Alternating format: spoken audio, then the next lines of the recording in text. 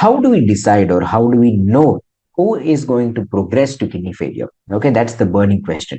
So one of the most validated tools and also mentioned in your textbooks is the KFRE. Okay, it's rather new. So the KFRE, or the kidney failure risk equation. Okay, so it was devised and tested in more than 7 lakh patients. Okay, it originated in Canada. Okay, it originated in Canada. That's country of origin for this formula. And they took so many parameters. There are 4 variable equations and 8 variable equations based on which they can predict the risk of progressing to kidney failure, which means the initiation of dialysis, okay, over the next 2 years. Okay, there is also a column that tells you the risk at 5 years, but more often than not, anything that is predicting the risk of kidney failure more than 2 years always tends to overestimate that risk because there is a competing risk of death from other causes. Okay, the patient may not live up to 5 years to get initiated on dialysis. He may get a heart attack before that, isn't it? Okay, so short-term calculators seem to be more practical and more realistic than your long-term predictions. Fine. So here I've just put up a screenshot from the internet. Okay, it's free to use. You can just type kidney failure risk calculation in Google, and then it will direct you to the official site where this calculator is freely available. And I've got an example for you. Say, for example, you have, but why do you actually need the KFRE? Okay, so to be frank, the KFRE is not used by the nephrologists. It is actually for use by the physicians and general practitioners to decide when they have to refer the patient to the nephrologist and when they have to involve other specialists to prepare the patient for dialysis. So let's take this example, a 50-year-old male who is diabetic and hypertensive since around a decade, and his creatinine is 1.7. So imagine I'm feeding his results into this calculator. So he has 4.5 grams of proteinuria, 4,500 milligram per gram of urine albumin in 24-hour period. His male sex, his age is 50. His GFR, if the creatinine is 1.7, translates to around 45, which is CKD stage 3, isn't it? And then his serum albumin is 3.4. His phosphorus level is 4.5, which is like cat on the fence. His bicarbonate is slightly low, 20. The normal is 22 to 26, as all of you know. And the corrected calcium is normal at 8.9. So when you feed this into the calculator, so this is what you get. Number one, you know that he's in CKD stage 3, already known. And the patient is at risk of progression to kidney failure. That is the requirement for dialysis or transplant.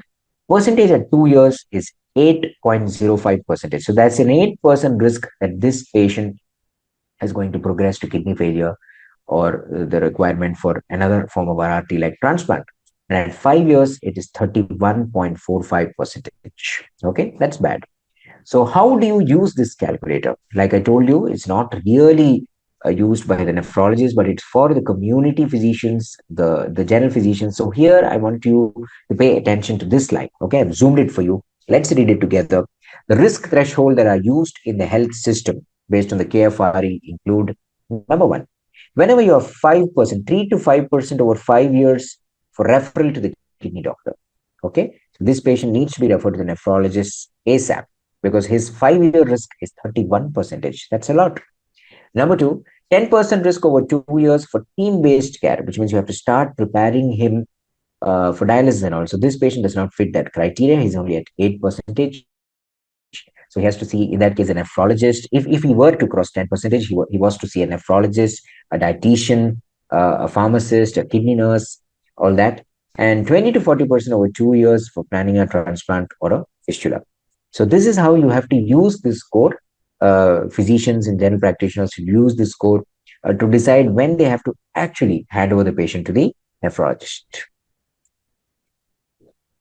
So this is another screenshot from Fihali's textbook. Okay, just 2 different examples, patient A and patient B. When you look at the, so you have so many details, you can go through it at your leisure.